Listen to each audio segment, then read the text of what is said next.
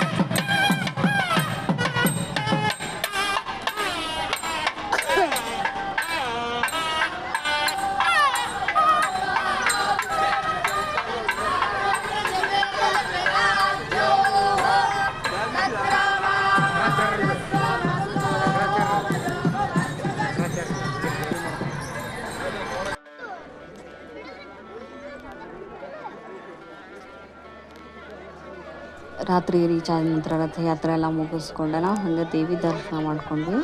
ದೇವಿ ದರ್ಶನ ಮಾಡ್ಕೊಂಡು ರೂಮ್ ಹೋಗ್ಬಿಡೋಣ, ನೈಟ್ನೂ ಲೇಟ್ ಆಗಿತ್ತಲ್ಲ, ಇನ್ನೇನು ಅಲ್ಲೇ ದೇವಸ್ಥಾನದೊಳಗೆ ಊಟ ಮಾಡ್ಕೊಂಡು ರೂಮ್ ಬುಕ್ ಮಾಡಿದ್ವಿ. ಸೊ ಅಲ್ಲಿ ಹೋಗಿ ರೆಸ್ಟ್ ಮಾಡಿ ಬೆಳಿಗ್ಗೆ ಬೇಗ ಎದ್ದು ಬರೋಣ ಅಂಥೇಳಿ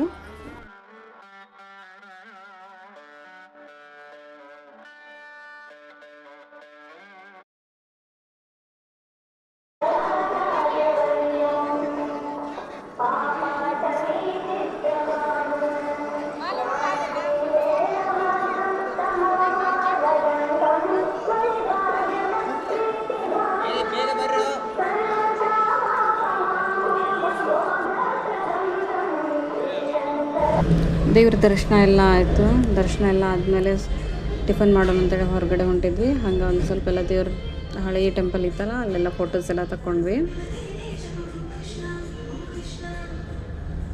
ಭಾಳ ಚಂದ ರೆಡಿ ಮಾಡಿದ್ರು ಅವತ್ತು, ಭಾಳ ಚಂದ ಅಲಂಕಾರ ಮಾಡಿದ್ರು ದೇವಿಗೆ ಅಕ್ಷಯ ತೃತೀಯ ಸಲುವಾಗಿ.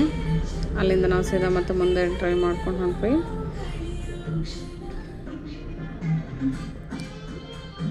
ಹಂಗೆ ಹೋಗ್ತಾ ಒಂದು ಸಣ್ಣ ವಾಟರ್ ಫಾಲ್ಸ್ ಸಿಕ್ತು. ನೋಡ್ರಿ ಎಷ್ಟು ಚಲೋ ನೀರು ಬರತ್ತಲ್ಲ.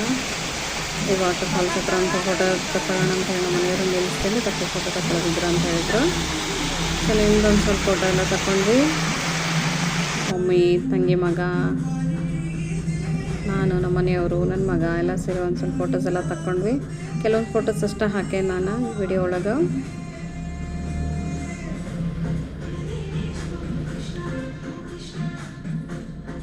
ಅಲ್ಲಿಂದ ಮತ್ತೆ ನೆಕ್ಸ್ಟ್ ಹೊರನಾಡು ಹೊಂಟ್ವಿ.